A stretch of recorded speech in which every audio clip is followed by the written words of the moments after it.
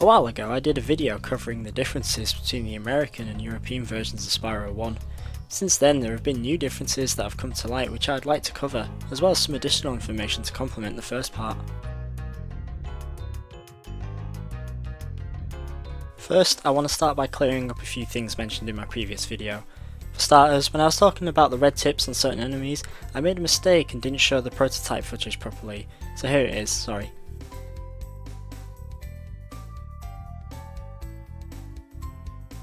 Next, I just want to clarify that, in regard to Spyro's charge speed, that reaching the first wizard in Wizard Peak is possible on NTSC, just harder.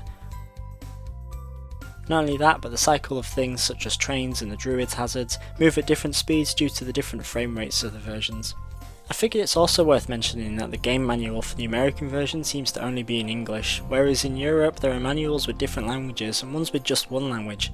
A similar thing happens with the back of the game case, where the NTSC is only in English, but the back of the PAL case is multi-language, with a selection of languages depending on the country. Oh, and there's one obvious meta difference between the two versions. The NTSC version was released on the 20th of September 1998, and the PAL version was released on the 23rd of October of the same year. As for the music, I found out that in the game's files in the NTSC version, there are duplicate music tracks, which I think in the PAL version were replaced with the exclusive bonus music tracks. These tracks are for Dreamweaver's Home, the credits theme, the remixes for Alpine Ridge and Wizard Peak, both High Caves themes, and an unidentified unused track.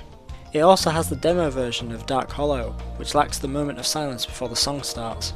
The Balloonist's text boxes have centered alignment in PAL and left alignment in NTSC.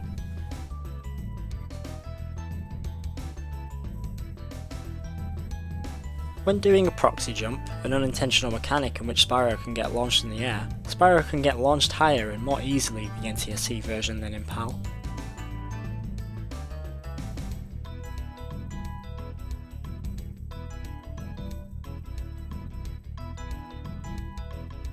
This makes performing the trick in which Spyro uses rats in Knock Nexus to throw himself high enough to fly around the dragon heads to skip straight to Nasty Knock much harder in PAL.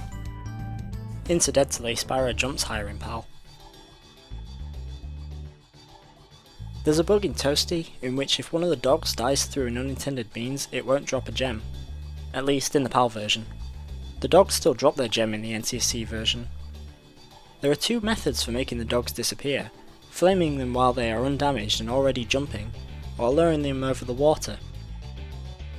Interestingly, I couldn't get the dogs to double jump in the NTSC version, as they seem to not jump as high and home in on Spyro better, so also this might be a difference. Not only that, the gems that the dogs drop home in on Spyro in the PAL version. The two balls that run in parallel to each other towards the end of Town Square will stay parallel and mostly in sync in the PAL version, whereas in NTSC they often collide with each other and go off course.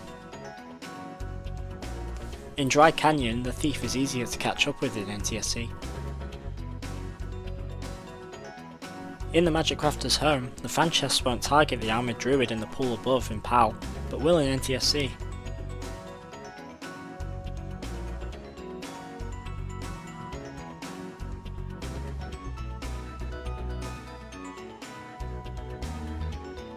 In High Caves, the bugs will make a noise when dying in PAL, but are silent in NTSC.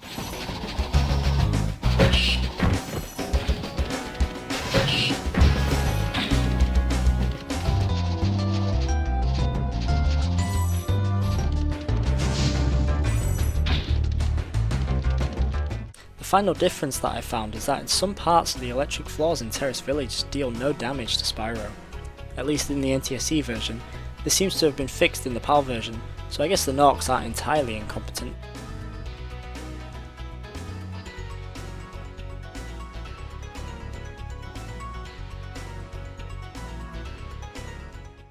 Well, that's all the differences for this time. Will there be more differences to find? Maybe. But until then, thank you for watching.